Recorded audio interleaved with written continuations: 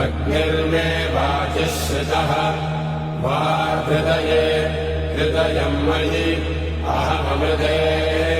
अमृतम् ब्रह्मणि वायुर्मे प्राणे श्रितः प्राणो हृदये हृदयम् मयि अहममृते अमृतम् ब्रह्मणि